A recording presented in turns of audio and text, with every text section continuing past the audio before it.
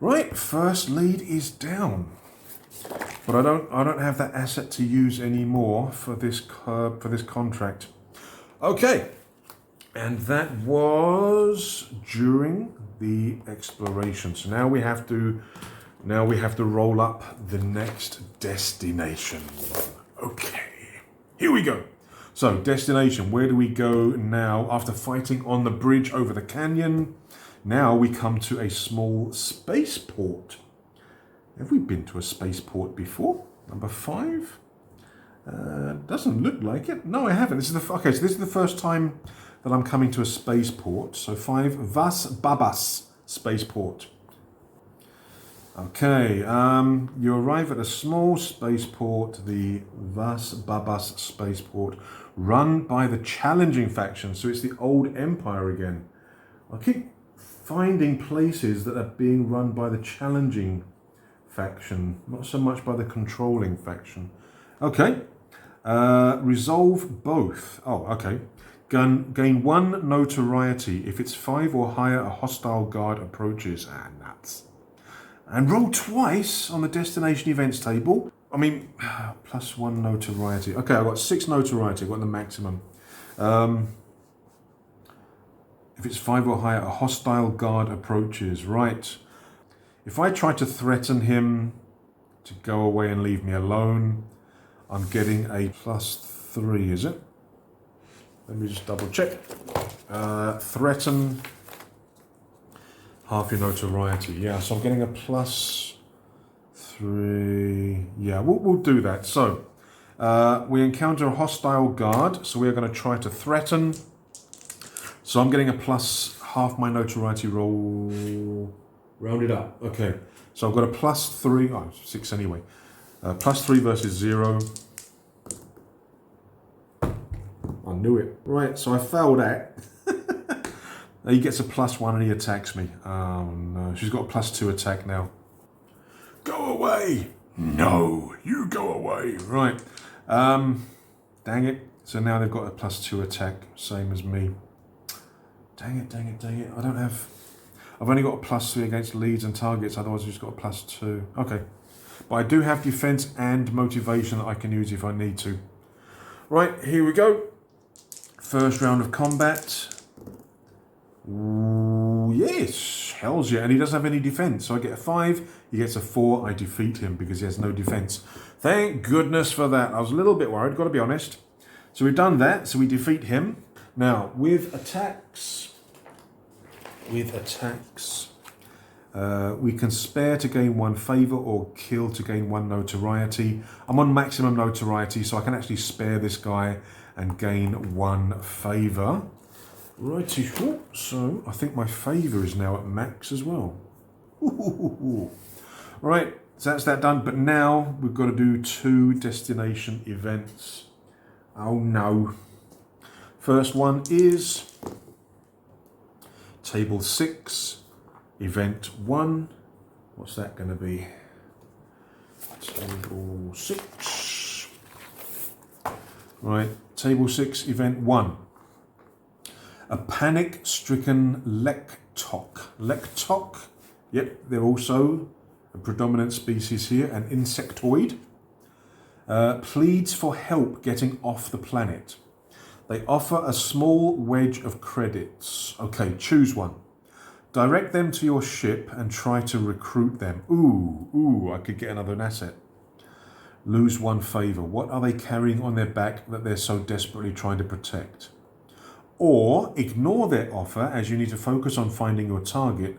Gain 1 favour. What will happen to them if they don't escape this planet soon? Okay, so I've got a choice. I can either ignore them and gain absolutely nothing because I'm on maximum favour, or I can help them, try to recruit them and lose 1 favour. I mean, having another asset could be very useful. So I think what I'm going to do is I'm going to try and help them and recruit them. But that does mean that I lose 1 favour. So I'm down to 5. That's okay. I've also rubbed out that as well. Okay, never mind. Right. So I'm going to direct them to the ship. And I've now got to try to recruit. Right, we're going to try and recruit them. I've already taken off the favour. Add half your favour rounded up, so it's a +3.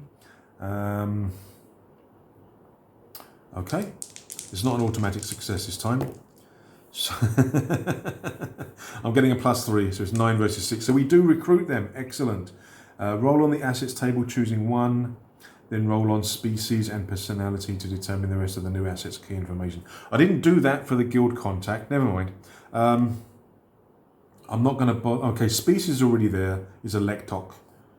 Personality, I don't think I'm going to bother with that, I've got to be honest. Okay, but what asset do we get? We get a 5. An expert hacker or rogue bot. They provide you with an encrypted device. You can contact them when you really need something. Once per game, you may call upon them to hack into a device, vehicle, or local security system. A hostile lead or target immediately loses 1 defense. Oh, yes, very, very useful. So what I'm going to do, let me move this out of the way for the moment. That's really helpful. And we're helping this guy to escape. So this guy is actually now going to be going to my ship. Lose 1 favour. What are they carrying on their back that they're desperately trying to protect? Death Star plans? That is an insect, not a droid. What could he be carrying that he's trying to get off? A baby Yoda? Not sure. Maybe it's just some documents that the Targ cartel kind of want to get hold of, because maybe it's evidence of certain activities that they're doing, abuse of their sort of position in terms of they are controlling the planet, they're in control of the planet, and maybe some of these documents could definitely be used against them. Nothing sort of groundbreaking, nothing sort of Death Star level kind of you can destroy everything, but maybe it's something inconvenient for them. Yeah, so it's like a minor inconvenience, but something that could definitely affect them in terms of certain business arrangements they have. So I'm thinking that's maybe what they have in their backpack kind of thing. Okay, good. Now we are back to exploring. And good news, we have 6 notoriety, which means on a 2, 3, 4 or 5, we find the next lead. Oh, no we don't, not yet. I've got to do 2 destination events, don't I? Oh, I forgot about that. Yeah. Roll twice on the events table. Oh, completely forgot about that, but I did remember in time. Give me some benefit, give me some credit. Right, we got a 2, 4 this time. 2, 4. It's just the first table, because the first table is for 1 and 2, and it's event number 4. You discover a working forge here run by a master artisan and their endearing mascot. Okay. Their shop is cramped and cluttered. Roll a dice. Oh, hang on, roll that again. We get a 5. You observe the now their assets at work and may try to recruit one of them. What unfinished project sits in a dusty corner or on top of a junk pile? No. Oh, hang on, this is the wrong one, isn't it? I'm using the wrong table. Oh, I screwed up. Yeah, for the first mission, for the first contract, I'm supposed to be using the Notorious book, aren't I? But for the assets, I've actually been rolling on the assets table, and for the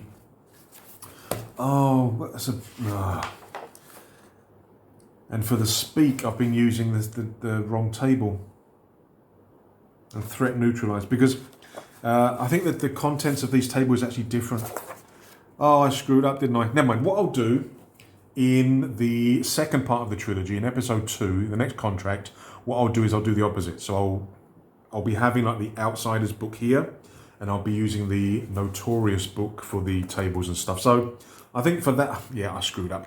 But I'm going to do it. Yeah, know what I mean. Okay, never mind. All right, so I'm going to try and recruit one of them.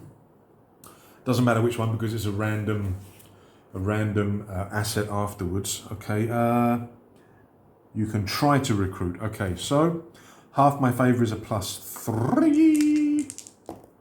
Yep, we got one. Okay.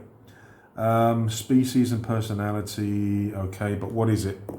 It is a 5. Another hacker. Or maybe I'll take the rogue bot this time, but it does the same thing. Ooh, that's really useful because I could potentially get rid of 2 defense. That's really, really, really good. Right, so now we've got a rogue bot. Yeah, I forgot the tables are different.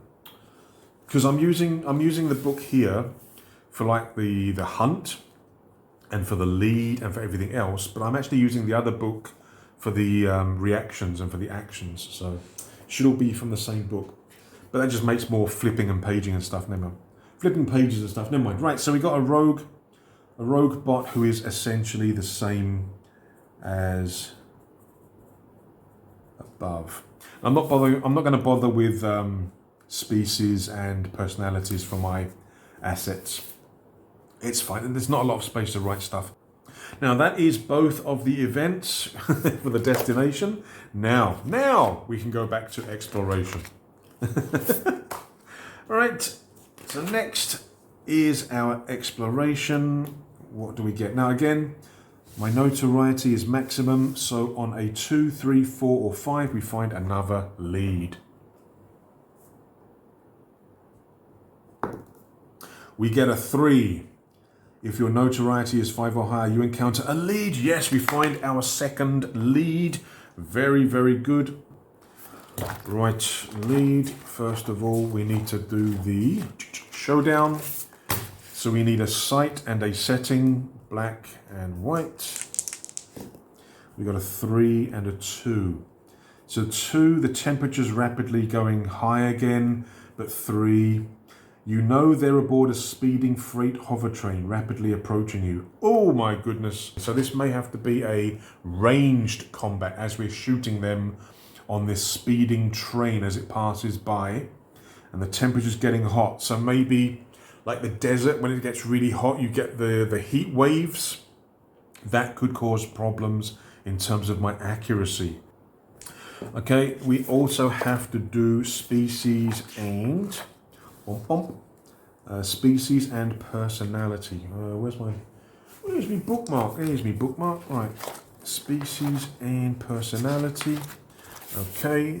The first lead was Murian. What is the second lead? This second boss. We get a 7. Human. And name a 2. Eli Jock. Right. Eli Jock. Is human. What's their personality going to be? A 6.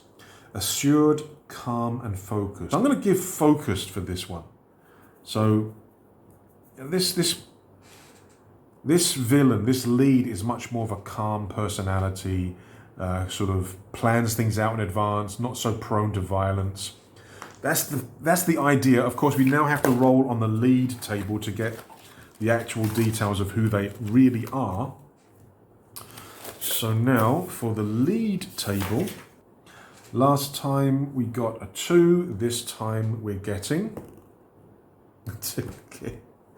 Got the same kind of lead. Dangerous accomplice, roll for their faction. A 6. Okay, so this one is actually from the minor faction. So this actually could be the mole or the link that Tas Akbo has in the Mystic Order, which helped them to kidnap this apprentice. And maybe this Eli Jock, this human, actually was the one within the Mystic Order that arranged for the kidnapping. Yeah, maybe he's their crony, their paid person within the organization. Okay, how have they gained a reputation as a particularly brutal fighter? Again, maybe in terms of their demeanor, the fact that they are focused and very much what's the word? They're not like the strongest fighter, but they always seem to know your attacks when they're coming. They know how to prepare. They're kind of very, very rarely surprised, and they don't show any mercy when they do their fights or kills or things like that. So maybe that's how they got their reputation. Speak with them. Again, I'm going to be using the wrong book. But never mind, it's okay. If it's a lead, it's automatic, so we're just going to be rolling. Again, the first one, I think the first lead, the Murian gave me the 5. What's this guy going to say? A 4. So hang on, give me 1 second. What's this person going to say? Eli Jock. Your target was trying to fix the past. They feel responsible for a terrible act committed by a faction. Why? I tried hard to bury the guilt, but it never left me. Maybe they're regretting organising this kidnapping, but they can't back down. They're having to see it through, even though they're regretting what they did. Maybe the manner of the kidnapping, maybe people got hurt, maybe the apprentice got hurt in terms of the kidnapping attempt, and he's kind of regretting it. Maybe his usual focused methods didn't work, and maybe things got out of control. Maybe he lost control, so he's kind of he has that regret. Maybe that's what it's trying to say. Okay, so we've spoken. The lead has spoken. Now we're gonna smash him. Right, so to attack, they've got a 3-1. Now I do have assets. Do I want to use one of my assets to get rid of his defense? I think I do. So I'm going to use my asset to basically lower the defense of a lead by 1. So now this lead has no defense. I get a +3 against leads. I'm doing this as a ranged combat in terms of me out in the dunes shooting with my old reliable long laser rifle, trying to shoot this guy who's maybe on the roof of the train. He knows I'm coming. Like I say, he's focused. He has a plan. He knows what's going on. And he's on the roof of the train, or the mono train, or whatever it's called. What's it called? Hover train. And he's on the roof with his rifle, shooting back at me. I'm in the dunes, trying to shoot him as he goes past. So we've both got +3, but I have 2 defense. He has none. I think that's it. And of course, I've got my motivation if I need to reroll the dice. Okay, let's go. So we've both got +3. Let's see what we do. Let's go. Oh, yes.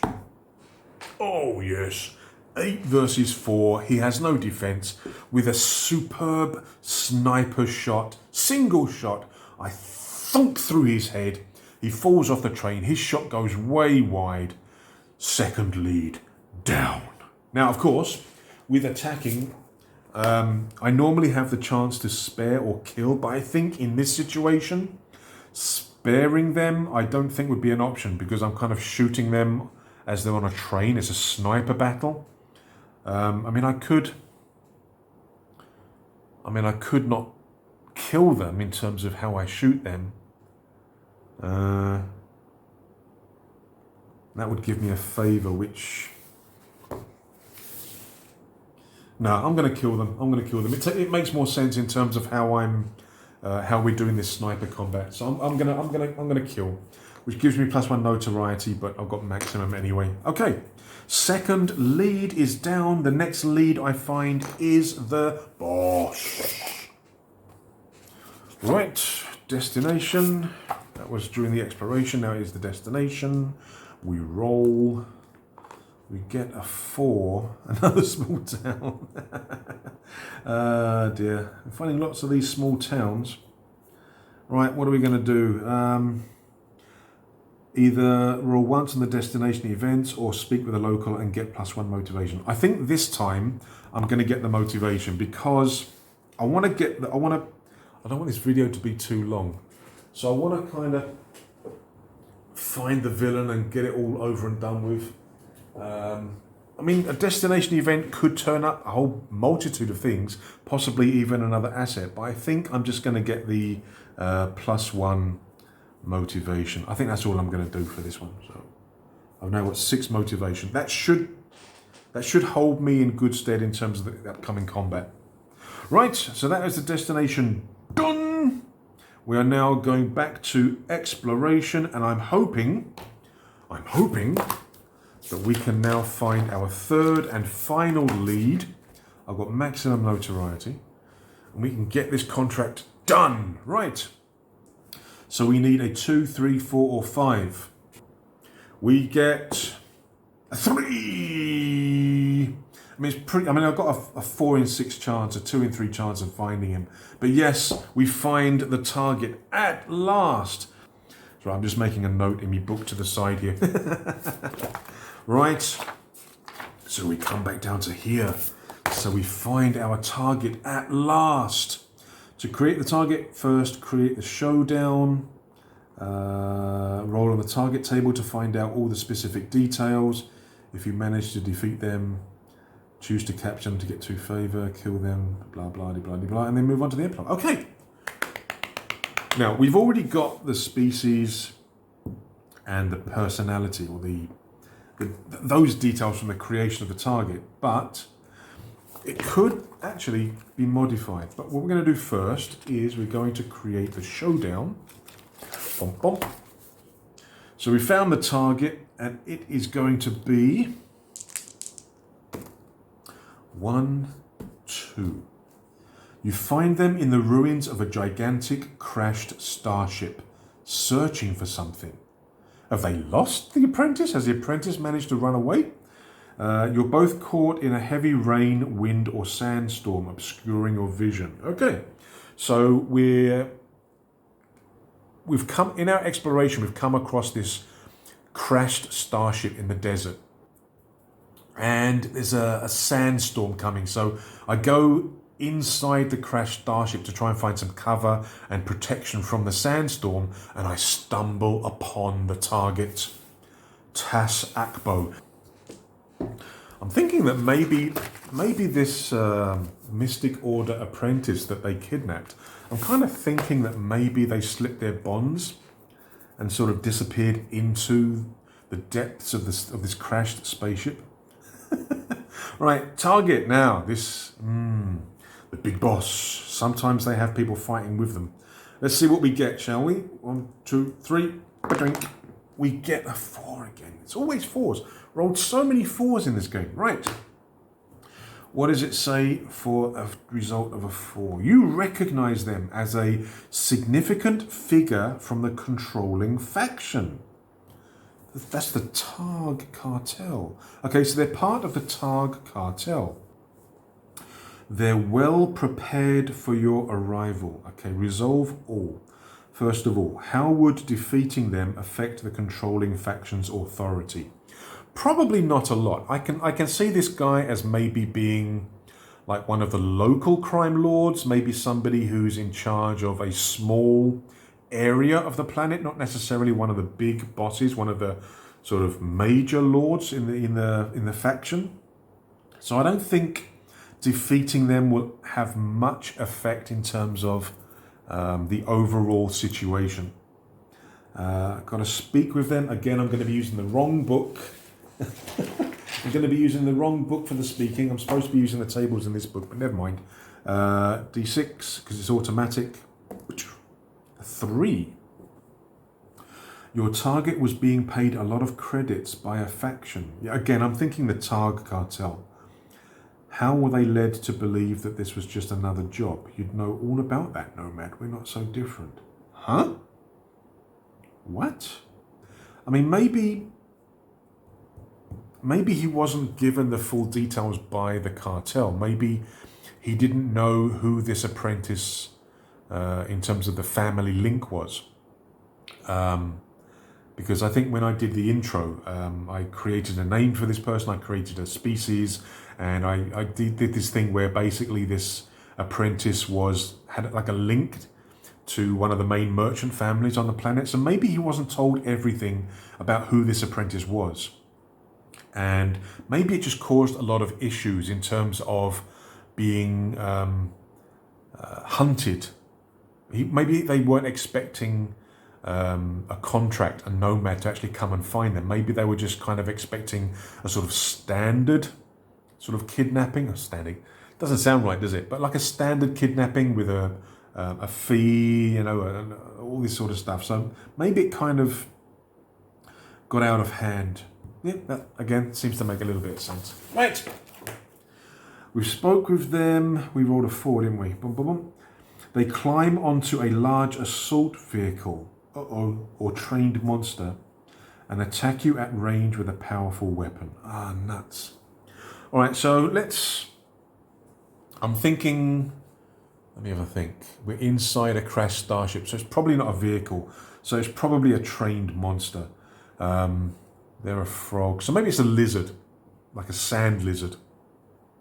And they've climbed on top, and they're basically going to be shooting me. Now they've got +3 attack, 3 defense. All right, I'm going to definitely be using my motivation for this. Okay, so I'm up against a frog alien on top of a large sand lizard, and he's shooting me with a gun. Now I am going to use my last asset to -1 defense, who's only going to have 2 defense against me now.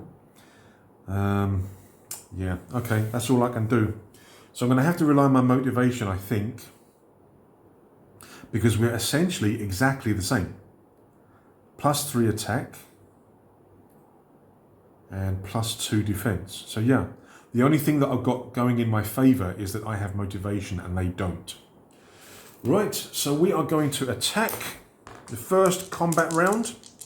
We're both getting a +3 and we've both got 2 defense. What I'll do is, I'll use these dice here to show defense points. Again, it will help me in case I forget, because, you know, I'm getting old. Right, so first combat round, what happens? I'm going to use motivation. I'm just going to cross it off. Get them to re-roll the 5. Yes, that worked well. That takes his defense down by 1. Second round, so I've lost 1. I'm just crossing it out because I can't be bothered to rub it out until afterwards. Second round of combat, come on. Are you kidding me? I think I can only use motivation once per turn, can't I? Now, if I get them to re-roll that, I need them to roll a 1. That's the only win for me. If I re-roll this, I need 5. Okay, so I'm going to use another motivation, and I'm going to re-roll my dice, and I need a 5 or 6. Oh, yes. So, his defense is all gone. Oh, my motivation is really helping me out here. Right, third round of combat. Now, if I win this, he goes down. I don't believe it. Right, motivation. Badonk. I've only got 3 left. I'm re-rolling mine because there's my higher chance. I need a 5 or 6. Come on! Yes! Oh! I had to use half my motivation, but we succeeded. We've completely beaten this guy. We've shot him so badly he falls off the sand lizard. Now, what do I do? What do I do with this person? What does it say here? Let's move the dice out of the way. Choose to capture them to gain 2 favour. Kill them to gain 1 favour, or let them go and lose 2 favour. What I'm going to do is I'm going to capture them because there is still a chance that he wasn't searching for the apprentice and that he's got him hiding somewhere else or got him locked up somewhere else. And by capturing him, I can actually get the information and find the kidnapped apprentice. So I'm going to capture them, even though killing them would basically give me the same thing because I can only gain 1 favour. I'm going to do that. And yeah, we win. We succeed. We find the target, we take him down, we capture him, we find out that the target's kidnapped apprentice did actually manage to slip their bonds and is hiding within the starship. So, contract done. The only thing left that we need to do now is for the epilogue. Now, one thing, because we are doing the trilogy, I need to keep a note of the epilogue values, because at the end of the trilogy I need to add all 3 for the final trilogy epilogue. But in the meantime, we have our epilogue. So we succeeded and we captured them.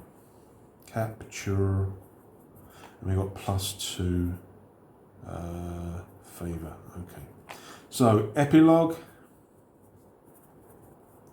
for episode 1.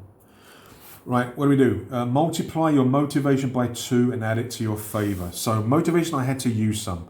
So I've only got 3 left. So multiply by 2. So that's 6. Add it to your favor, which is 6. So I get a 12. That is really good. I'm not used to getting such high results for my epilogues. 12. Well, it's not the best result, but it's a good end result. Right, what do we get here? Your work has greatly pleased the faction that hired you, the Mystic Order. They ask to meet with you again, offering a retainer contract and a much larger assignment to take out their new target. Why were they especially pleased with your work? Because I rescued the apprentice with no bloodshed and I managed to capture the Froggy. That's why they're happy.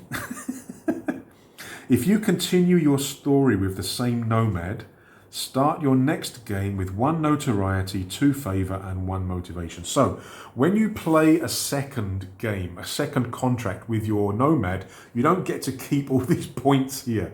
You're starting from scratch. Well, not exactly from scratch, but you'll be getting a difference in terms of your starting stats. Normally it's 0, 2, 2. But now I've got 1, 2, 1. Okay, that's pretty damn good. I'm happy there. Now, for the second contract, it says they asked to meet with you again, offering a retainer contract and a much larger assignment. So they could actually be the client faction for my second contract. For the second contract, which will be in episode 2, which will be using the outsiders. But as I mentioned just now, I will be using the tables for the reactions from the Notorious book. Okay, but that's good. That is really, really good. Okay, I'm really happy with that. Contract 1 is done. Episode 1 is done. In the next video, we will begin episode 2 by creating the new contract. If possible, I think I will maintain the Mystic Order as the client faction, but we're going to have to see in terms of the planet, because we are going to be using outsiders and the Mystic Order is not going to be one of the factions on the planet, but maybe the Mystic Coven will be. And I think that would lead from the epilogue very nicely indeed. So, thank you guys for watching. I was initially planning this to be 1 video, but I think it's going to become 3. So yeah, thanks again for watching. Take care, stay safe, and episode 2 coming soon, Outsiders. Cheers.